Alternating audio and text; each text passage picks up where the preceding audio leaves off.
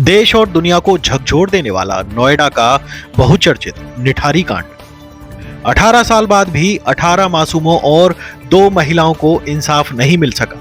इन सभी की दुष्कर्म के बाद हत्या कर दी गई थी। शरीर के अंग और कंकाल नाले और झाड़ियों में मिले थे। जांच यूपी पुलिस से सबसे बड़ी एजेंसी सीबीआई तक पहुंची। खुद सुरेंद्र कोली और मोनिंदर सिंह पंडेर के कबूलनामे के बाद दोनों आरोपी बनाए गए थे। ट्रायल अदालत ने फांसी की सजा दी थी, लेकिन इलाहाबाद हाई कोर्ट ने दोनों को सबूतों के अभाव में बरी कर दिया।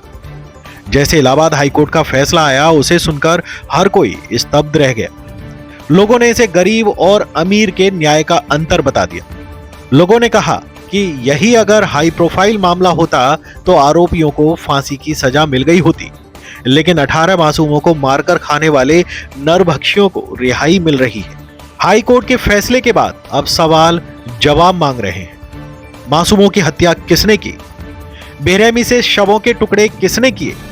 दुष्कर्म जैसा घिनौना कृत्य किसने किया? नरभक्षी कौन थे? इलाहाबाद हाई कोर्ट ने निठारी नरसंहार में सीबीआई कोर्ट से फांसी की सजा पाए सुरेंद्र कोली और मोनिंदर सिंह पंडेर को दोषमुक्त करार दिया है। कोर्ट ने कहा, पुलिस दोनों के खिलाफ आरोपी साबित करने में विफल रही। न्यायमूर्ति अश्वनी कुमार मिश्रा और न्यायमूर्ति एस.एच. रिजवी की खंडपीठ ने जांच पर नाखुशी जताते हुए कहा कि जांच बेहद खराब थी।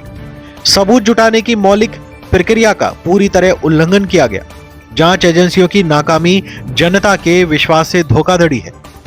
हाईकोर्ट ने कहा कि जांच एजेंसियों ने अंग व्यापार के गंभीर पहलुओं की जांच किए बिना एक गरीब नौकर को खलनायक की तरह पेश कर उसे फंसाने का आसान तरीका चुना। ऐसी गंभीर चूक के कारण मिली भगत सहित कई तरह के निष्कर्ष संभव हैं। कोर्ट ने यह भी कहा कि आरोपी अपीलकर्ताओं की निचली अदालत से स्पष्ट रूप से निष्पक्ष सुनवाई का मौका नहीं मिला। सीबीआई की विशेष अदालत ने 13 फरवरी 2009 को दोनों को दुष्कर्म और हत्या का दोषी मानकर फांसी की सजा सुनाई थी। पंडेर और कोली पर 18 मासूमों और 1 महिला से दुष्कर्म कर हत्या का आरोप था। इस मामले में अदालत में पहला केस 8 फरवरी 2005 को दर्ज किया गया था। बता दें कि सुरेंद्र कोली को 12 मामलों में बरी किया गया है। इन मामलों में उसे ट्रायल कोर्ट ने फांसी की सजा सुनाई थी। वहीं मनिंदर सिंह पंडेर को जिन 2 मामलों में फांसी की सजा मिली थी, उसे भी रद्द कर दिया गया है। दोनों आरोपियों ने सीबीआई कोर्ट के फैसले को हाई कोर्ट में चुनौती दी थी। दरअसल निठारी कांड में सीबीआई ने 16 मामले दर्ज किए थे। इसमें से सुरेंद्र कोली को 14 मामलों में फांसी की सजा मिल चुकी है, जबकि मोनिंदर सिंह पंडेर के खिलाफ 6 मामले दर्ज थे। इनमें से 3 मामलों में फांसी की सजा सुनाई गई थी। 2 मामलों में वह पहले ही बरी हो गया था। हाई कोर्ट ने कोली को 12 मामलों में बरी किया है, वहीं पंडेर को 2 मामलों में बरी किया गया है। हाई कोर्ट ने सीधे तौर पर कोई सबूत और गवाह न होने के आधार पर इन दोनों को बरी कर दिया है।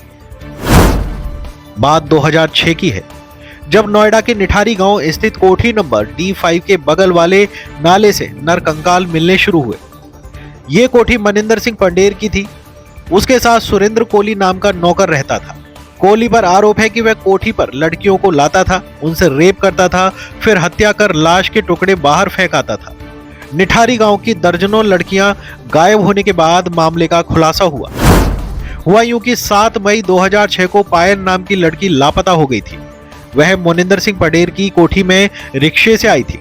उसने रिक्शे वाले को कोठी के बाहर रोका और वापस आकर पैसे देने की बात कही थी। काफी देर बाद जब वह वापस नहीं लौटी तो रिक्शे वाले ने पैसे लेने के लिए कोठी का गेट खटखटाया। इस पर उसे सुरेंद्र कोली ने बताया कि पायल काफी देर पहले जा चुकी है। सुरेंद्र की बात सुन रिक्शे वाले को शक हुआ। उसका कहना था कि वह कोठी के सामने ही था, पायल बाहर नहीं निकली। फिर उसने यह बात पायल के घर वालों तक पहुंचा दी। इसके बाद पायल के पिता नंदलाल ने एफआईआर लिखवाई कि उसकी बेटी कोठी से गायब हो गई है। इस तरह पहली बार मामला पुलिस तक पहुंच गया। इससे पहले निठारी से 1 दर्जन से ज्यादा बच्चे, लड़कियां गायब हो चुके थे। ऐसे में पुलिस दबाव की वजह से जांच में जुट गई। इस बीच पुलिस को जानकारी मिली कि पायल के पास एक मोबाइल फोन था जो घटना के बाद स्विच ऑफ जा रहा था। पुलिस ने उस नंबर की कॉल डिटेल निकलवाई तो मुंबई से लेकर तमाम जगह के नंबर मिले। फिर उन नंबरों की जांच की गई जिसमें अहम सुराग मिले। उसके आधार पर पुलिस ने कोठी पर छापा मारा तो निठारी के नर पिशाच का काला सच सबके सामने आ गया। पुलिस ने जब सुरेंद्र और मोनिंदर से सख्ती से पूछताछ की, दोनों ने पायल की रेप के बाद हत्या कर लाश कोठी के बराबर में नाले में फेंकने की बात कबूल कर ली। इस बीच दोनों की निशानदेही पर दिसंबर 2006 को नोएडा पुलिस ने नाले से बड़ी संख्या में मानव कंकाल बरामद किए थे। बताया गया कि मोनिंदर और सुरेंद्र कोहली कोठी पर लड़कियों को किसी बहाने से बुलाते थे और रेप के बाद हत्या कर उनकी लाश नाले में फेंक देते थे। लोगों का यह भी कहना है कि पंडेर की कोठी से मानव अंगों का व्यापार होता था। वे बच्चों को मारकर उनके अंग निकाल लेते थे, जिसे विदेशों में बेचा जाता था। इतना ही नहीं, हत्या के बाद अंगों को पकाकर खाने का भी आरोप उन पर लगा था। पुलिस ने मोनिंदर और सुरेंद्र के खिलाफ रेप और हत्या के कुल 19 मामले दर्ज किए। निठारी केस में सीबीआई ने सुरेंद्र कोहली को हत्या, अपहरण, रेप और सबूत मिटाने के केस में आरोपी बनाया था, जबकि मोनिंदर को मानव तस्करी का भी आरोपी बनाया गया था। सीबीआई ने 46 गवाहों को पेश करके उनके बयान दर्ज कराए। वहीं बचाव पक्ष की तरफ से महज 3 गवाह पेश किए गए। और अंत में आपको कुछ सवालों के बीच छोड़ जाते हैं, जिन्हें पुलिस ने न तो जानने की कोशिश की और न ही मीडिया ने दिलचस्पी दिखाई। मोनिंदर सिंह पटेल विदेशों में काफी यात्रा करता था।